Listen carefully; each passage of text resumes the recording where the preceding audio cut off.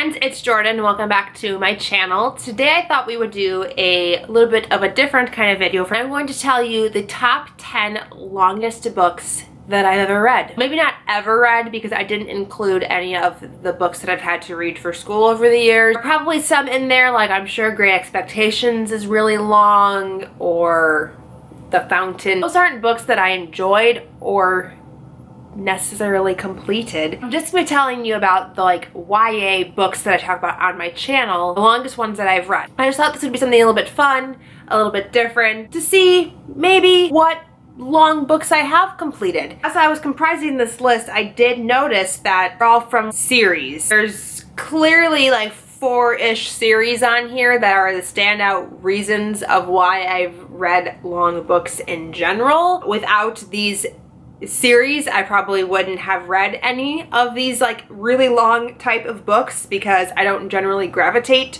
towards really long books. Like 300 to 500 pages is like my sweet spot. I don't often gravitate towards books much larger than that unless they are subsequent novels in a series. Then I'm like, yes, I'm all in for it. Give me the longest book that you can because I want to spend as much time with these characters as humanly possible. If I'm not already invested in the characters' lives, the chances of me reading a 800-page book are quite slim. So let's just go ahead and jump into the list. I think I'm going to start with the number of least pages and like work my way up. So we'll start with number 10 and work our way up to number 1, and I'll share the longest book I've read with you at the end. It's like a countdown style. Dun dun dun! Coming in at number 10 on my list, 680 pages, is Tower of Dawn by Sarah J. Maas. I'm not surprised that we're starting with a Sarah J. Maas book. A lot of her more recent works have been on the lengthy side. Unfortunately, this doesn't look like 680 pages. Is that what I told you? Yes, because it has the Bible pages in it. Little Bible pages really help to make a book that's really long seem less intimidating. So if people who write really long books want their books to seem like, you know, more approachable, they should all write in these tiny Bible pages because it won't look so long. This is the 6th book in the Throne of Glass series by Sarah J. Maas. Wouldn't be surprised if other ones from this series show up on this list later. Coming in at number 9 with 688 pages is Lady Midnight by Cassandra Clare. Again, another author that I'm not totally surprised to find on this list because she does tend to write quite large, chunky books. This is the first book in the Dark Artifices trilogy. Books only get longer from here. This is a chunker, and she does not use the Bible pages. So even though this book is only 8 pages longer than this book, the size is dramatically different. This looks way, way, way longer, even though it's only 8 pages. When you get these books, it's very intimidating. They're very, very large. They're very dense. There's a lot going on, and I'm definitely not surprised that we have some Cassie Clare on this list. You're coming in at number 8 with 699 pages. This is actually a tie with the 7th place. A Court of Wings and Ruin by Sarah J. Maas. This is the 3rd and final book in the first arc of the A Court of Thorns and Roses trilogy. There are more books to be out later in the series following other characters and such, but this was the finale for this story arc, and again, it doesn't look long and intimidating because it's so short and it's got those really tiny Bible pages, but man, this is a chunky book and a lot of things happen, and I have a lot of tabs in here, and I'm just really not surprised that again we have more Sarah J. Maas on this list. Considering how long her most recent novel was, very much not surprised. Another giant fantasy book. These will all be giant fantasy books. I don't know why I said that like it's surprising. So as I mentioned, Court of Wings and Ruin tied this spot for 699 pages with Lord of Shadows by Cassandra Clare, which is the sequel to Lady Midnight. As I said, these books only get longer and longer, and this one is no exception. Look at how yellowed these pages are. Oh my gosh. This one is, you know, just a little bit longer than the first, and definitely felt longer than the first while reading it. I felt like this book was never going to end. So we're on book number 6, and so far, you know, halfway through the list, we've only touched 2 authors so far, because number 6, coming in at 704 pages, is Empire of Storms by Sarah J. Maas. There's a theme so far of Sarah J. Maas and Cassandra Clare. Clearly, I read not very widely because all of the books on this list are coming from 2 authors so far. This is the 5th book in the Throne of Glass series. It's another one of those Bible page books, so it doesn't look nearly as long as it is. It's deceiving. It looks, you know, very unassuming, and then you get into it and it's a million pages long. Will there be other authors on this list? We shall find out soon.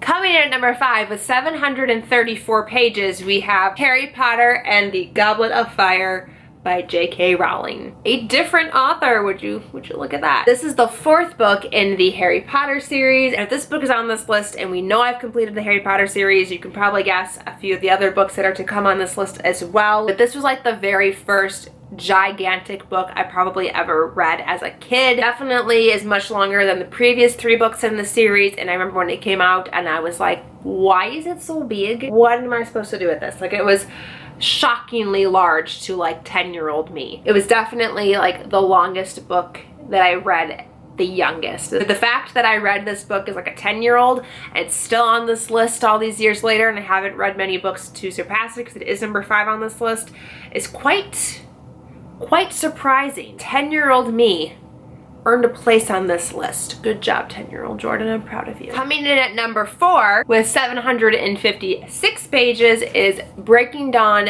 by Stephenie Meyer, which is probably another one of the earliest books that I've read that was quite so large. I always forget that this book is that big because it doesn't seem like it's that big. Like, when you think back on it, you don't remember this book being 756 pages, but it is. And I mean, this is a big book, and I used to carry this around with me in high school from class to class as I would read it in study hall, and I always forget that it's, you know, long enough to need 2 movies. Twilight series is just an odd shaped series too. Like, they're just like so short and fat. Coming in at number 3 on this list with 759 pages, so just barely beating out Breaking Dawn, is Harry Potter and the Deathly Hallows by J.K. Rowling, the 7th and final book in the Harry Potter series. I remember when I first got this book, I got it for Christmas, and I sat down at about 7 p.m.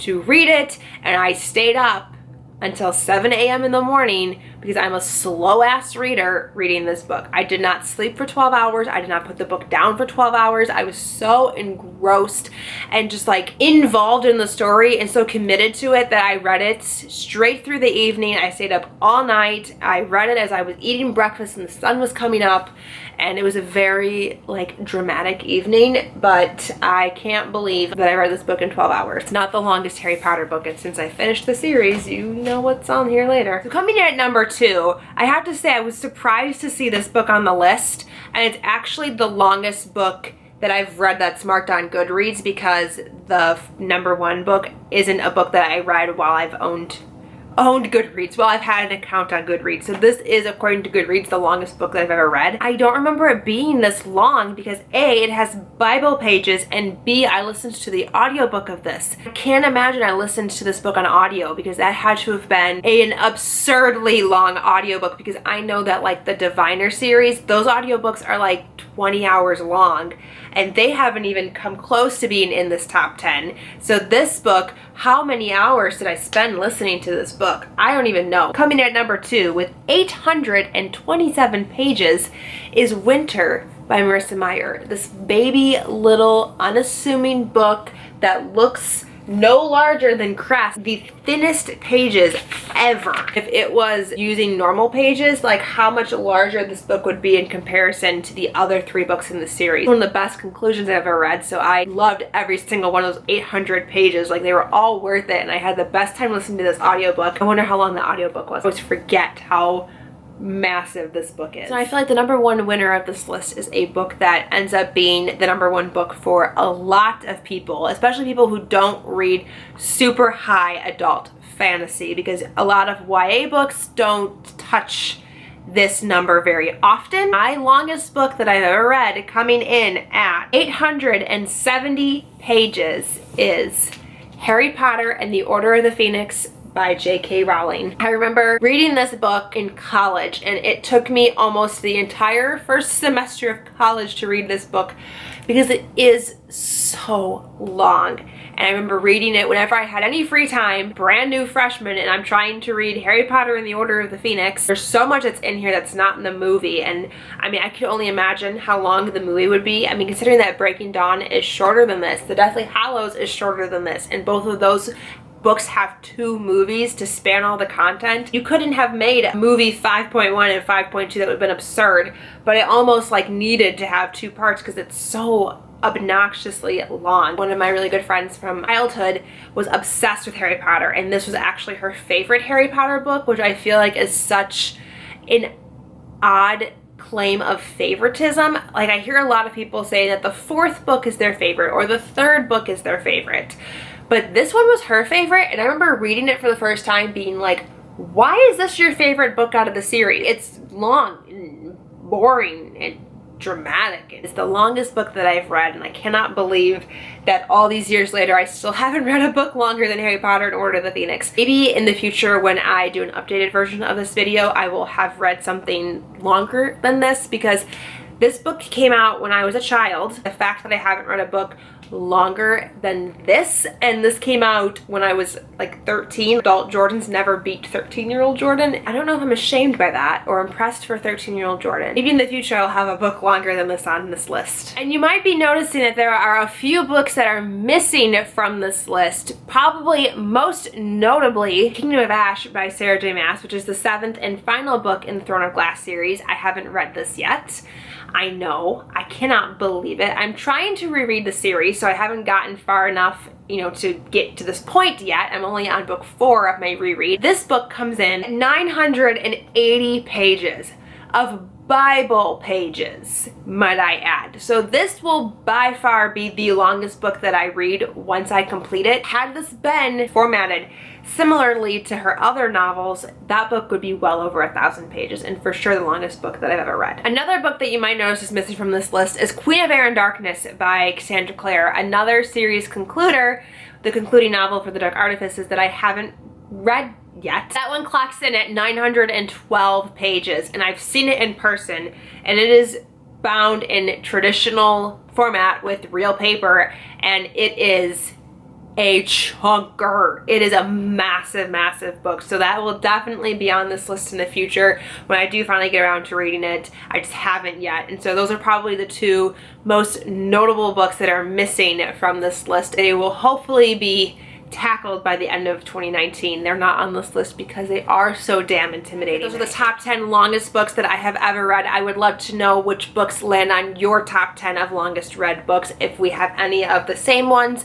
If your top books are also Harry Potter books, if you've never read a book longer than a Harry Potter book, I would love to know in the comments down below. Thank you guys so much for watching. Until next time, I'll talk to you very soon. Bye!